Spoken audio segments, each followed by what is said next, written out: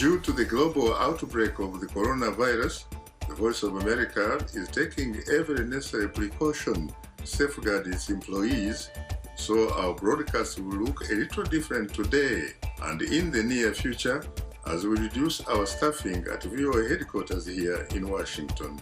We appreciate your staying with us on Straight Talk Africa. Hello, you're welcome to Straight Talk Africa, coming to you from my home in Arlington, Virginia, a suburb of Washington, D.C. Today, it's a conversation on the struggle against racism in the United States. My distinguished guests are Maraina Montgomery, the Manager Education Abroad Program at Howard University, and Melvin Foote, President of the Constituency for Africa. I have to say, Maraina and Melvin, that I'm profoundly honored and exceedingly humbled to have the opportunity to host you on Straight Talk Africa. Thank you very much for having me. It's always great to be with you, Shaka. It's always a pleasure to host you, Melvin, and it's been, in fact, a very, very long time since you last graced our VOA studios. Yeah, I thought I was a political refugee and you pushed me out. You know, you don't like what I had to say. Not really. It's good to be back. not really. I have to say that when it comes to censorship, I happen to be that guy that would probably be eminently underqualified for the role. Yeah, let's begin with Maraina. Maraina, in the spirit of the topic of today, what exactly do we mean by the struggle against racism in the United States of America? Well, thank you, Mr. Shaka, for having me, and to the production staff. It's really a pleasure to be having this conversation with my colleagues here in the U.S. and also speaking to those who are located across the African diaspora. This is a very important topic. And the struggle that we as people of color, Black people especially, are facing is related to an ongoing fight that our parents, our grandparents, our great-great-grandparents have been working on, and that's to fight against this racialized American system and economy. And so today what we're seeing is it all coming to a head.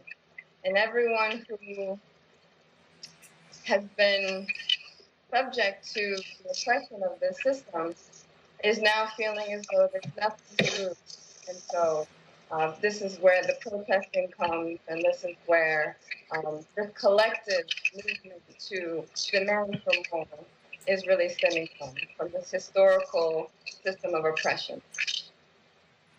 Now, Melvin, what about you? Someone might say, wait a minute, your people are here for more than 400 years. We're talking about more than 4 centuries here, for those who really care about history. And therefore, one would frankly have thought that you have legitimate shares in this republic called the United States of America, whose constitution that was once perhaps the most progressive document says that all men are created equal. How could you then continue fighting against racism? Against who? Yeah. This is your country. Yeah. I mean, I think it's not just, first of all, it's not just the United States. This is a global fight. And when you look at colonialism in Africa, you know, Africans are still fighting for their own continent, you know. And so I think this is a global fight, honestly. And when I look at it and say, okay, here in the United States, we're up against a system of racism. We're up against a system of white supremacy. You know, the country was built on the thought that white people are right people and Black people are beast of burden. They put it in the scripture. They put it in every aspect of American society. So we look at these statues that are being taken down one by one, and here they are honoring white slave masters and people who treated us like animals. And so the fight that we're fighting is not a new fight. This fight has been going on, like you said, for 400 years in this country, and it's going to go on for a long time. So I think what we're seeing now is people are finally waking up to the reality of it. A lot of people are surprised that we are here. We thought that with Barack Obama as president, that the racism was solved. We thought we had overcome. We thought Martin Luther King was smiling. But what we now realize is that for many white people in this country, that was the rally cry. We're never going to allow this to happen again. So that's what we're up against. We're up against history. We're up against a system of oppression. We're up against racism that has been inculcated in every aspect of American society. Yes, indeed. But Maraina, another skeptic might actually say, wait a minute again. You have a country which embraced a one African American, Barack Obama, as its president for 2 terms, not 1 term, 2 terms of 8 years. Barack Obama and his wife, Michelle Obama, the First Lady, were the occupants of 1600 Pennsylvania Avenue. You also have the only statue or the only incredible monument at the Mall in Washington, D.C. of someone who was never president, but that person, the Reverend Dr. Martin Luther King Jr., who is regarded by some as the conscience of America, happened to be an African American, a black man. How does that happen in a country, in a society that you seem to depict as quote-unquote racist? Well, that's a great question. And I think because we're really only able to recognize 2 Black men in the history of this country that have been given a platform of respect and power. So as you've mentioned, President Barack Obama and the Dr. Martin Luther King are 2 Black men who have been given a sense of pride and privilege and power within the context of the U.S. And there have been hundreds more and plenty of more who have tried to take on leadership positions that were never given that same level of respect or serious appreciation. And so I think that in itself is a representation of how the system undervalues Black voices, Black excellence, and Black people. So we have these 2 models, but we have over 400, 500 years now of being here, in which so many other of our leaders have been taken down and have been just made to be in a position where our communities are not supported because we don't have the representation that, for example, Malcolm X may have offered.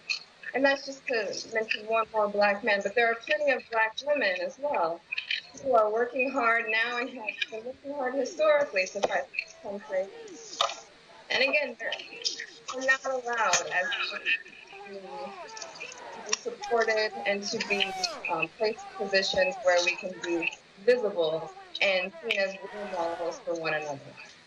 Now, Melvin, I remember one of the editions of Shaka, during one of the editions of Shaka Etc. time, I remember a question from an African lady who was wondering what you are complaining about, because in her particular case, she was ready to switch positions. She was ready to cede her citizenship in one of the African countries on the continent and to come to America. And her argument was, in America, you are free as far as she's concerned.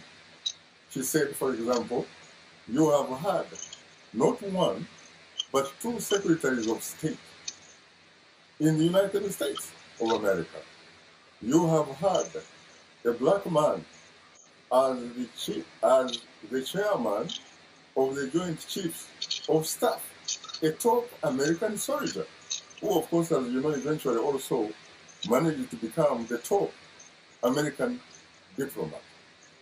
How do you convince that skeptical lady in Africa that you are not serious, you are not suffering, that in fact she would like to trade places with you? That's a good point, Shaka. The reality is that Africans in America are the wealthiest blacks in the world. We're the best educated. We have more food. We have access to water. We have political freedom that you don't find in any place, well, most places around the world. So on the one hand, you look at these African Americans, and the biggest problem we have is obesity. We have problems of too much food. We got problems of don't know what to do with our time. So we buy stuff frivolously. It's a two-sided coin here. On the one side, you look at African Americans, and we are suffering. We've suffered from the time we've gotten to this country, but on the other hand, this is the wealthiest country in the world, the biggest economy of the world, and so we as African Americans are also beneficiaries of that.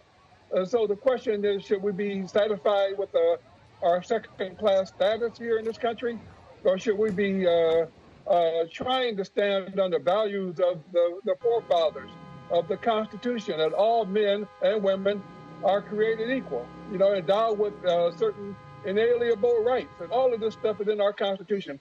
So part of this is the fight for, justice and fairness here in this country under this system. Now, having said that, if you go to parts of Africa and you're looking at issues of whether or not you're going to eat today, and then you juxtapose that with the life of blacks in America, it doesn't really relate. So that's why I think that the strategy has got to be global. I'm looking at Africa and saying, okay, a lot of the problems Africans got is because white people want their resources. They want the diamonds, they want the gold, they want the coltan. They want and they believe that they're endowed with global resources, and resources of black people are their resources too. So it's a complicated battle, quite frankly. How do you respond, Maraina, to some in Africa, some of your cultural cousins in Africa, who say, for example, that when you tell them about this thing called democracy, social, economic, political justice, as some would call it, that it is not something you can really eat. They are rather comfortable more with what is considered to be basically service delivery. Service delivery as opposed to this concept they say they cannot eat. And they say that largely because their presidents, their leaders or rulers, some might call them, in fact, ask them whether you can actually eat democracy rather than at least have unfettered access to health care, for example, have access to clean drinking water, have access to some food in your stomach. I would tell folks who are listening on the continent who believe that the U.S. is a democratic system that works in favor of all of its people that it's just simply not a dream actualized. And the reality here is that Black people in the U.S. lack an access to all of the daily necessities at the quality at which they exist here in this country. So though we may not be thirsty for water or in need of housing, What we are in need of is access to equal opportunities to have resources within our community. I have a point that Mr. President made, that the quality of the food that we are receiving in our community is so low that that's leading to obesity. That's leading to the health problems that inevitably cause the increase in the death rate of Black people here in the U.S. And so it's a different type of manipulation that we're facing in this country that's different from in Africa, but the ultimate end result is still that we are being subjugated as people, and we are being told that we're less than simply because of the color of our skin. And so when we look at land and property ownership, it's very difficult for Black people to purchase property, and especially purchase property in communities that aren't food deserts, that are safe, that are clean, that have access to great education. These are things that just aren't realities for us easily. There are those who have managed to work very hard and to be a part of this system, the capitalist system in which they're able to gain money to buy the large homes outside of Black communities and be a part of majority white communities, and therefore access education and access, again, security and medicinal food. But even their position is on the table. They're seen as being different from those who make up the majority of those around them.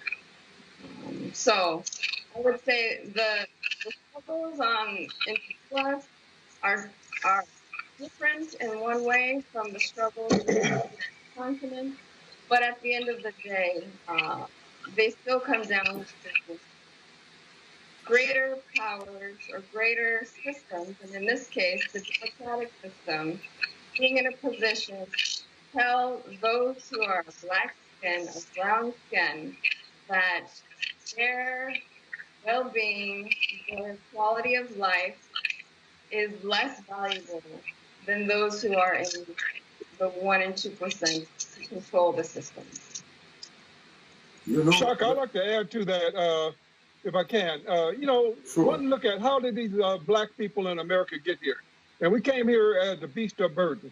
They were brought here as slaves, starting with the Angolans who came through Hampton.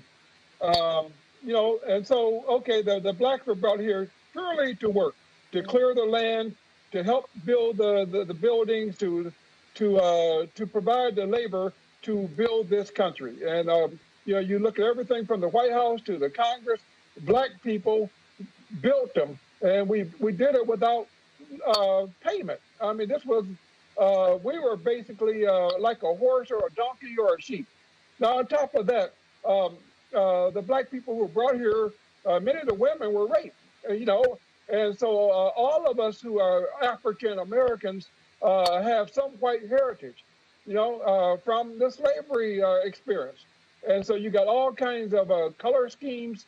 They took away their names. They took away their drums. They took away everything that was perceived as African, and we became something else. Some call us Negroes. Some call us coloreds. So, among white people, they're looking at us and they're seeing people with Irish ancestry, Italian ancestry, and so who are we as African Americans? So some of them want to make us subhuman. It was amazing what they did with even the children of these women who were raped. Thomas Jefferson, Black children, but he did not accept them as his. They were always held to something else. The laws were changed that these children of even white slave masters were treated as slaves, and so that has been perpetuated going forward. And the white society did not want to accept these people as neighbors. They did not want to accept these people as someone they could go to school with or socialize with. And this is the battle that we've been fighting really for 400 years. Who are we? We're not quite African per se. We don't have the language. We don't have the culture. Many of us that don't have even an understanding of what is Africa.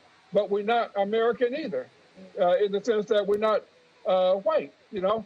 So who are we? We're caught in between being an African and being an American, and we're neither an African nor are we American. So that's the complex situation we're in. You know, Mayor, it is interesting that you alluded to what you characterized as they took away their names. I am reminded, in fact, of a classic written by the late, great Alex Hayden. We're talking about roots here. And I'm talking about a scene where a character called Kunta Kinte is being caned largely because he is not accepting to be called Toby. Is that something you're alluding to? Absolutely, 100%. And they don't want us to be reaching back to Africa, to wanting to go back to Africa. They don't want it. They want us to be satisfied to stay here and work as slaves, unpaid, you know, owned by somebody else. So they gave us the name of the slave master. You know, my name is Foote, which is a German name. You know, it's a hard thing. And so you look at a lot of the problems of African Americans. It's tied to the fact we don't know who we are. It's tied to this psychological, how do we accept who we are in this world? Who are we? So a lot of us are trying to reach back to Africa. We're trying to take on an African identity. We're trying to understand Africa because we see ourselves as an African people. But on the other hand, we're not. We don't have the links to the village. We don't have the understanding of the deep culture of Africa because that was taken from us. We have the black skin, so we know we are African derived, but are we African or are we American, or what does that mean? That is the ultimate paradox that we find ourselves in. I think as far as some very important African players are concerned, you remain African. It was, in fact, the Ghanaian founding president, Dr. Kwame Nkrumah, who once said that he was not an African simply because he was born in Africa, but rather that he was an African because Africa was born inside him. Yeah. And as a matter of fact, one of the pioneering African-American intellectuals, Dr. W.E.B. Du Bois, not only was he one of the mentors of Kwame Nkrumah, but the last time I checked, when you go to the Ghanaian capital, Accra, that's where you find the grave, the tomb of W.E.B. Du Bois, which has since been transformed into a sort of cultural center, the W.E.B. Du Bois Center. How does that feel for you? I think today, Black people in the U.S., we're still working to find an ownership and to really raise our feelings of value of Black identity. And I think just to the point of naming, even though our last names may be those of, European slaveholders and have an origin in that history, a lot of our first names tell a story of resilience and strength and pride for our community. So, example, my name is Maraina. Maraina is a combination of my two grandmothers, Margaret and Lorraine.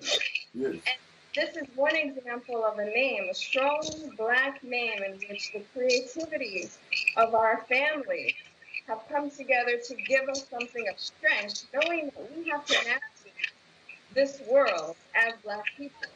And so I do have to acknowledge that there is so much that has been taken from us, but that as African Americans, we have so much culture and resilience and strength because of the experiences that we've come with.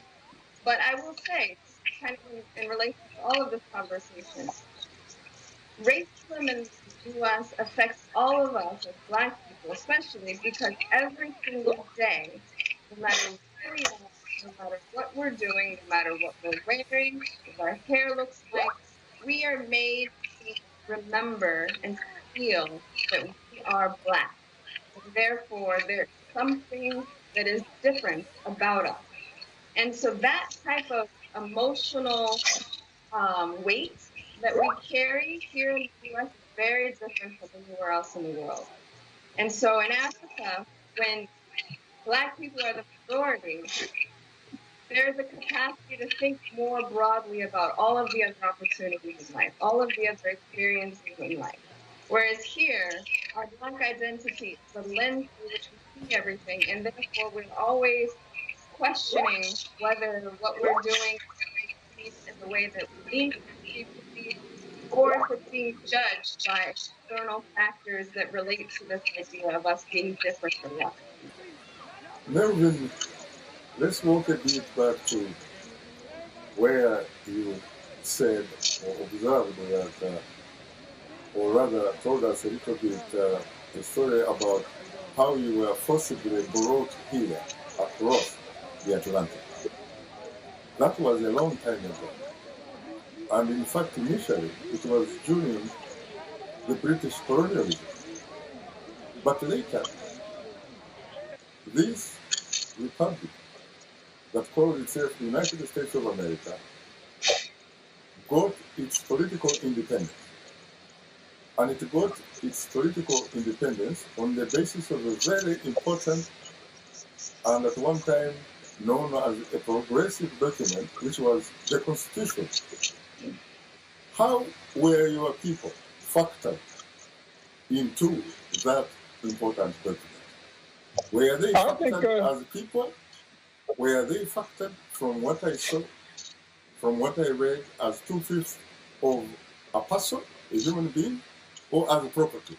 How were your people factored in this Constitution? I think we were factored as property. You know, I think we were factored as a cow or a horse or a donkey or any other kind of animal that you have, you see on the farm. I mean, we were owned by people. I mean, we were owned by people.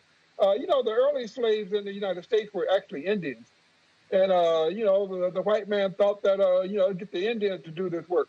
But the Indians could easily run away, and they can't find them, and that's where the idea came to bring Africans. I mean, this blackness of the skin, where are they going to run to? They can't swim across the ocean. Where are they going to run to? And so one of the reasons that Africans became preferred as slaves was the fact that there was no place for us to go. And plus, they needed some of the, to grow rice in the Carolinas. So they found out that the people in Sierra Leone and some of these West African countries grew rice. So they brought expertise with them. So we were brought here as commodity. Of course, everybody knows about the Middle Passage. That struggle has been I live and eat and breathe Africa every day. I live in an African world. I've always lived in an African world, and even if I'm among white people, I'm still very much in that African world. I'm thinking, eating, I think back at the time when blacks were first struggling for freedom and equality here. They went to the white church, the Episcopalian church. And of course, the blacks were not admitted into the Episcopalian church. What did they do? They established the African Methodist Episcopal Church, Africa. This goes back to the 1800s.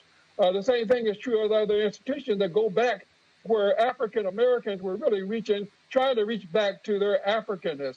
And of course, it gets into the Marcus Garvey period and the back to Africa, because we weren't getting dignity over here. It was clear we were not going to be treated as human beings over here. And so, the struggle has been legal. It's been economic. After the emancipation, the Lincoln signed the emancipation, we thought the African people here would become free, But then the other game came, how do we exploit these African people? And it gets into Jim Crow. I mean, the struggle has continued. There's a clear line of a continuation of the struggle. And so what we see today is nothing more than a continuation of the struggle. And if we don't organize ourselves, if we spend our time agonizing, we're not going to get anywhere. So we have to, rather than agonize, we have to organize. And it's clear to me that this is intergenerational. Those of us of age, we have to spend our time now working on this next generation, making sure that they're ready to continue the struggle. I was down at the protest in front of the White House, even on the first day of it, it was amazing to me. You looked at the people who were there; they were 25 and young. They were Howard University students. These were young people, not only black young people, white young people. There were women in baby carriages. These were not the old grizzly civil rights strugglers. These were not Jesse Jackson and Al Sharpton. These were 20-year-olds, 23-year-olds who were clear to me that they understood where we came from and they understand where we're going. So I'm quite confident that the next generation is going to be prepared to continue the struggle, but it's going to be a struggle. It's not going to be handed to you. It's not going to be, fairness is not going to be dealt out. We're going to have to struggle legally and otherwise to get to where we want to go. And it's going to be hundreds of years. There's nothing short about this at all. This is going to be a long-term struggle. Time is not our best ally, so we will go for a break, and when we come back, we shall continue our discussion. So please, don't go away. Health, wellness, sport, beauty, medical breakthroughs. Healthy Living cares about your well-being. Every week, connect with our experts. You can ask them your questions and get their advice. Join me, Lina Hormoudou, in Washington on Healthy Living, your new health program, right here on Voice of America. Welcome back to Straight Talk Africa, coming to you from my home in Arlington, Virginia, a suburb of Washington, D.C. And our topic today is the struggle against racism in the United States of America. And my distinguished guests are Maraina Montgomery, the Manager Education Abroad Program at Howard University, and Melvin Foote, President of the Constituency for Africa. Melvin, you mentioned something interesting. You mentioned the words or the concept of Jim Crow. Who was Jim Crow, or what was Jim Crow? Well, there's a couple aspects. One of them is a guy named Willie Lynch. And Willie Lynch was a slave consultant. He would go around to the plantations and consult the plantation owners. How do you get more productivity out of your slaves? How do you make your slaves better slaves? And he talked about the fact that you had to divide them up. You had to fragment them. You had to pit one against the other. You had to pit the light skin against the dark skin. You pit the women against the men. This divide and conquer is the best way to keep these slaves under control. And sure enough, he said, if you do it right, it'll last 100 years, 200 years, or forever. It'll continue as part of their culture. And sure enough, that's true. So when you get into Jim Crow was an answer to the emancipation of the slaves. The slaves are free once they signed the document. We didn't know what that freedom meant. You were free, but you were not given any resources to be free. We talked about the 40 acres and a mule that each slave was supposed to get. We never got that, at least to get started here in America. And so Jim Crow was, what it meant was that we're going to have slavery without having slavery, without it being on the books. We're still going to have slavery. We're going to still have free labor from the blacks or very highly exploited labor of the blacks in the cotton fields and so forth. And it became a series of codes and otherwise the police are part of this whole equation. The police were set up really not to look for crime. They were set up to check the slaves, to find the slaves, the ones who are, breaking away from the plantation. We hired a police force to go and look for them. And this has been manifested in what we see today in terms of Black Lives Matter, You're going to get me in trouble, Shaka. No, we won't get in trouble, but I think that we have a responsibility at least to be informative and to be educative for that matter. What about somebody in the audience who may not really be familiar with the concept of Jim Crow? How would you, for example, compare and contrast something that that particular audience might have been familiar with? For example, apartheid in South Africa, or Karabakh in Algeria, in Kenya, and in what used to be Rhodesia. We're talking about Zimbabwe and Zambia. Any comparisons between Jim Crow and apartheid or Karabakh? I think it's an exact comparison. I mean, you're talking about two sides of the same coin. Apartheid, was rigid, and but it was not any worse per se than the Jim Crow period here in the United States.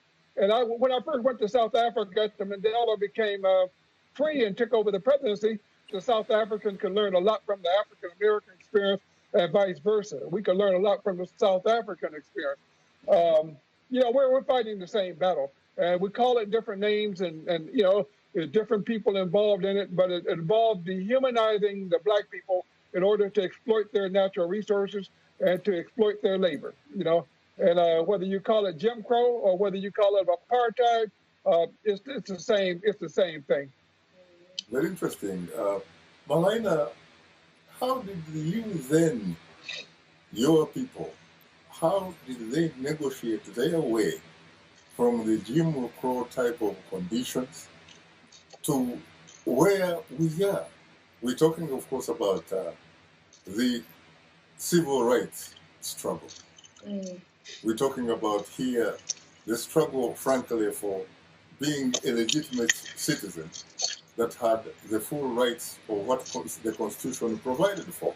How did you negotiate your way from the type of property that the Constitution considered you to becoming a legitimate American citizen with a vote, that you could in fact vote for somebody to be president of the United States of America, vote for your senator, vote for your congressman or congresswoman? How did you negotiate that way? So negotiation is a word that I would say describes things lightly. In fact, I would say that a better word is we fought. Black people have been fighting in this country since we arrived, and we fought for everything that we have.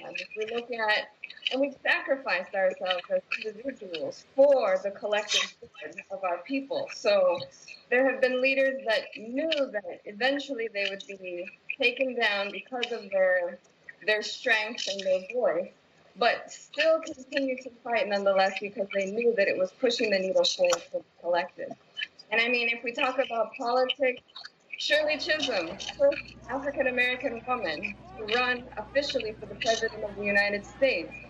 She was an example. She created a path and a model for the possibility that I would argue Barack Obama had to recognize in his efforts to become president. And so there are countless individuals like Shirley Chisholm who have been the first to show that we can and we should continue to fight, and then to also prove that if we're taken down, that the system is stacked up against us, and we really have nothing to continue to fight. So it hasn't been a negotiation, it's been an ongoing struggle in which for generations, our parents, our grandparents have shared their experience with their children, and therefore created this energy and this sense of determination. That's another key word, determination, to do better than the generation that preceded them, knowing that it's unfair, the system is stacked against us, and all we can do is fight. But as we continue to fight each generation after the next, we'll eventually get to a place where equality and social justice is something that our future generations can live with. But it will only come through fighting, and the protesting that we're seeing right now is exactly that. the protests that we are seeing right now. But these protests happen to be guaranteed by the Constitution. The freedom of speech, exactly. And so we're utilizing, that's another valid point.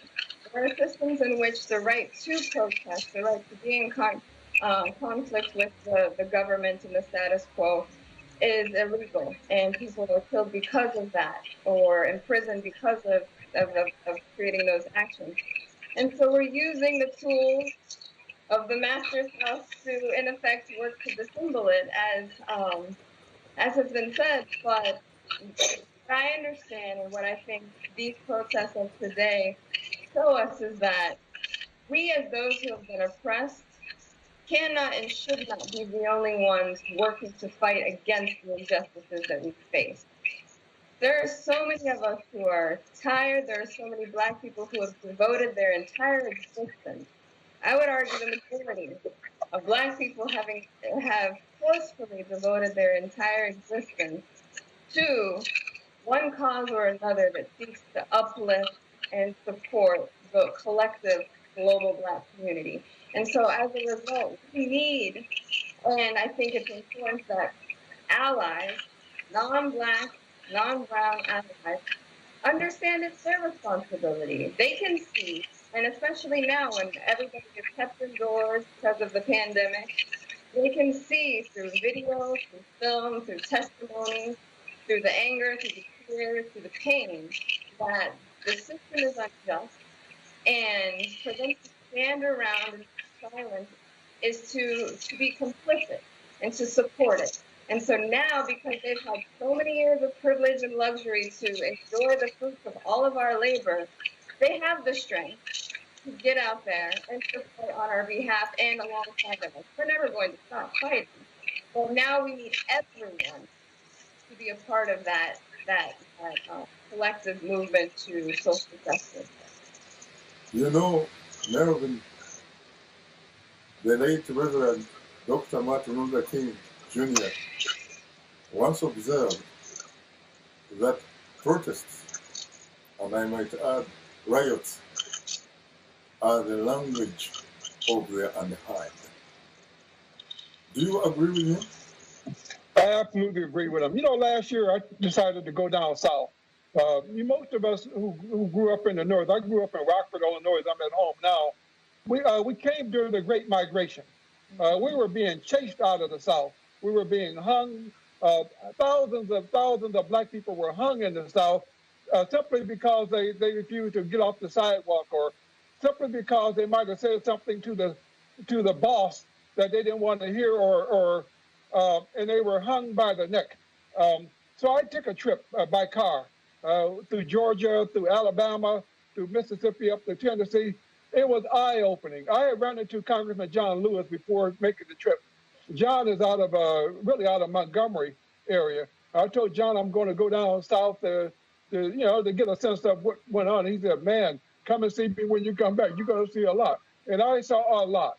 So when you look at the movement of the civil rights struggle, when I think about Rosa Parks, a little small, frail woman who refused to give up her seat on the bus because she put the same amount of money into the till as anybody else. And wow, where did you get the courage to take on that battle? I mean, I came away from my trip down south with tears in my eyes. And I said, we talk about these statues being taken down. We need to put statues up for John Lewis, for Rosa Parks, for Fannie Lou Hamer, for Medgar Evers. The struggle that they took on. I crossed the Edmund Pettus Bridge, which goes between Selma and Montgomery. And man, I mean, just brought tears to your eyes to know that you're going to get beaten by clubs, you're going to get bitten by dogs, but still, are going to sing the songs, going to praise the Lord and talk about redemption. I'd rather be in my grave than to be a slave. So I have nothing but love and respect for those who struggled, and I think it's incumbent upon us now to continue the struggle. And what I'm seeing out here now is it's not just black people. Everybody saw George Floyd getting murdered on TV. It was seen across the world on social media. You don't have to be a rocket scientist to know that this man was murdered by the police. Murdered. I mean, not accidental, not resisting arrest, murdered. And so I think that a lot of white people also saw that murder. And the young people are saying, wait a minute, I may not agree with some of the things that are going on, but I do understand a murder when I see it in my own eyes. So that's where we are as a country. I think that no struggle, no progress. I think that, we'll find ourselves in a better place. We'll find ourselves with a better country, with a better respect for all Americans, black, white, Hispanic, gay, lesbian. It doesn't matter. If you subscribe to the Constitution and you are a legitimate American, you should be entitled to certain inalienable rights. All of this stuff is written down in our big documents, our Constitution. All we're asking is that the country live up to its creed. The reality of this country is that we murdered the Indian populations to move them off of the land. We started out in the wrong way. Christopher Columbus discovered America when there were millions of Indians already living here. How do you discover something when people are already living here? So I think that the country has a lot. We're still very much a young country. This is not an old country. We have a lot to learn about who we are as a country and who we are as a humanity. When you talk about Christopher Columbus discovering America, I am reminded of the aspect of history which is called historiography, different interpretations of history. Some scholars will probably tell you that the better characterization of Christopher Columbus and his activities would come under the first European to see the land that later was called America. What about that? I agree. I mean, the history is his story, and they sure have written his story. And you look at it and you say, what? What? What they teach you about slavery and for the kids growing up, they teach them that slavery was almost a willing kind of an activity. We were happy to be slaves. We never lived so good as the time when we were slaves. And some would tell you that's the time we were organized, and even they got black Americans to say that. When I see some of these people out there who are black, who have been so conditioned to accept this. It is interesting because when I was an undergraduate student in New York in the late 1970s, I remember an interview on ABC News conducted by David Frost, interviewing a former U.S. President, Richard Nixon, and putting a question to him: how did Richard Nixon feel that history would treat him? And President Nixon responded that if you want history to be favorable to you, either you have to write it yourself or you commission someone to do it on your behalf. Yeah. And across the Atlantic, a former great British Prime Minister, Winston Churchill, asked the same question, also responded that luckily he was a good writer, and therefore he was going to write it himself. Exactly. Very interesting. Yeah, that's exactly right. I know that there are several indigenous tribes that believe that anything written is not to be trusted. And so it's to the same point that if someone is writing it, it's flowing through their interpretation of the situation, and therefore it's biased. Very interesting. Now, Melvin mentioned George Floyd, the man that was allegedly slain in Minneapolis, Minnesota, live on video. That event has triggered what has now come to be known as Black Lives Matter too, correct?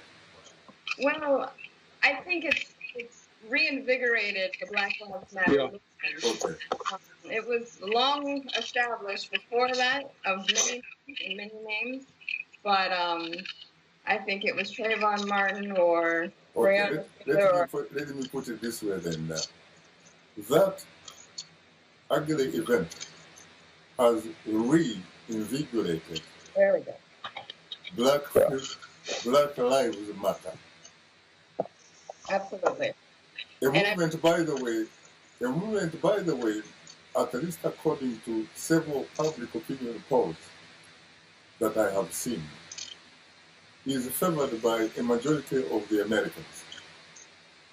And yet, the President of the United States of America, Donald J. Trump, has recently, if I recall correctly, characterized it as a symbol of hatred.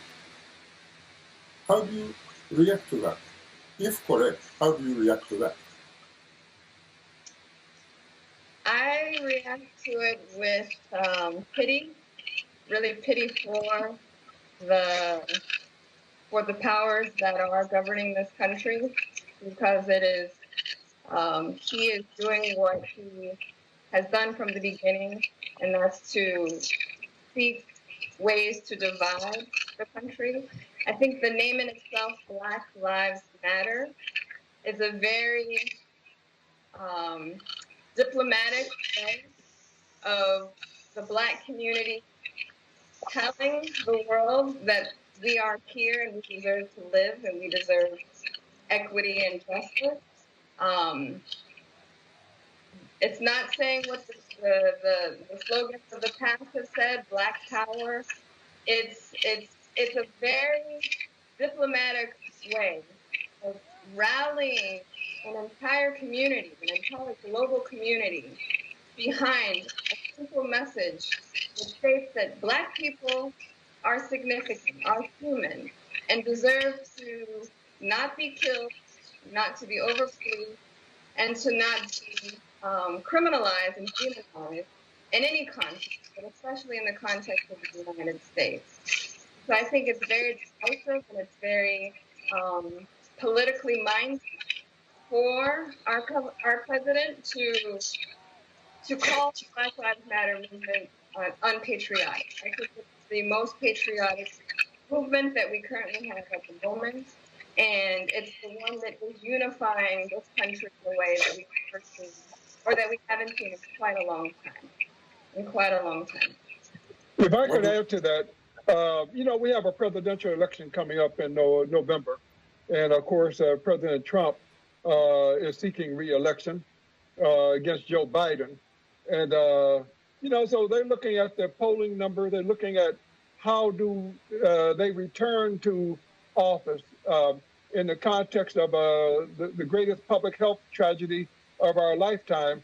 130, 140,000 people have died in this country from the coronavirus, and clearly it was poorly managed, if not managed at all. You're looking at the numbers in Europe and other parts of the world have gone down dramatically, but here in the United States, those numbers have gone up. Who's to blame? I mean, one of the questions that voters are going to have to ask themselves as we move to the polls is, are you better off now than you was 4 years ago? They always ask that question. Are you better off now than you was 4 years ago? Now, who's going to stand up and say, oh, no, I'm better off now, when our people are dying at a record pace? At the same time, you're looking at the issues of culture. You're looking at, this country wants to move ahead. People want to move ahead and said, okay, I get it. Black Lives Matter. We shouldn't be out here killing Black people for no reason. We shouldn't be demeaning brown people for no reason.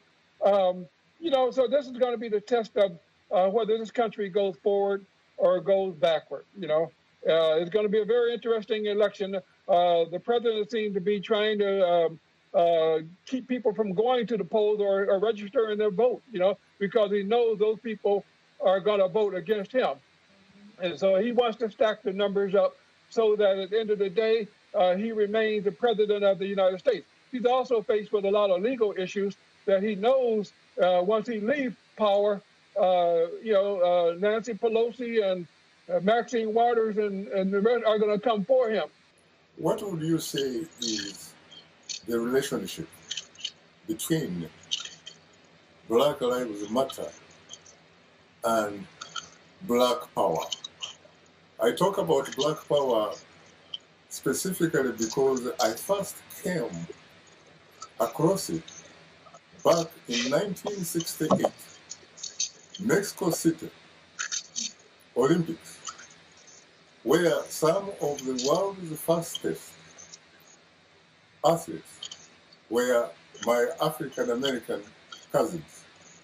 But probably in that most important memorable picture of the clenched fists signaling Black Power, or the beginning of Black Power, really. I remember the pictures of Tommy Smith, John Carlos, and the third one was probably Lee Evans. Yeah. What is the difference between now and then? The Black Power fist in itself is symbolic of resilience and a determination to fight.